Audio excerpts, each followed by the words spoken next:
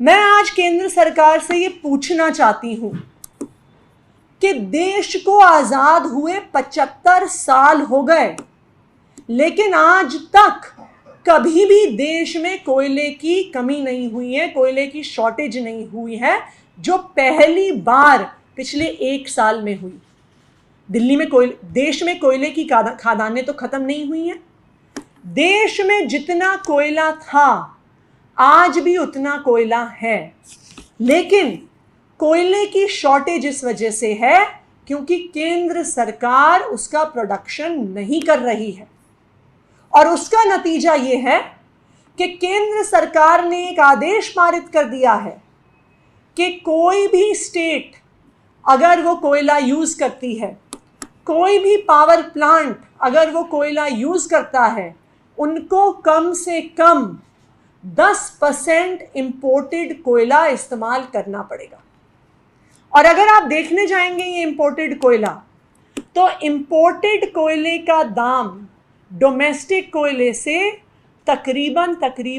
10 गुना ज़्यादा है। डोमेस्टिक कोल का कॉस्ट 1 टन का अप्रॉक्सीमेटली 2000 रुपये पर टन आता है, लेकिन जो इंपोर्टेड कोल आज हर थर्मल पावर प्लांट को यूज करना कंपलसरी कर दिया है सेंट्रल गवर्नमेंट ने, उसका कॉस्ट 25,000 रुपीज पर टन है। इस 10% ब्लेंडेड इंपोर्टेड कोल के आदेश से आज देश भर में बिजली महंगी हो रही है, चाहे वो देश में किसी भी पावर प्लांट में जनरेट हो रही है। दूसरे तरह के पावर प्लांट्स गैस पावर्ड होते हैं, वहां पर भी केंद्र सरकार के गैस प्राइसेस को कंट्रोल करने की वजह से वहां पर भी पावर कॉस्ट इंक्रीज हो रही है। किसी भी बिजली कंपनी के लिए, चाहे वो दिल्ली की प्राइवेट कंपनियां हों, चाहे वो अलग अलग राज्यों की स्टेट कंपनियां हों, 80% जो उनका खर्चा आता है वो बिजली खरीदने पर आता है। अगर केंद्र सरकार की नीतियों की वजह से बिजली के दाम बढ़ेंगे, अगर केंद्र सरकार की नीतियों की वजह से एनटीपीसी के पावर मैन्युफैक्चरिंग पर यूनिट के दाम बढ़ेंगे, अगर केंद्र सरकार की नीतियों की वजह से कोयले के दाम बढ़ेंगे, तो इसका असर ना सिर्फ दिल्ली पर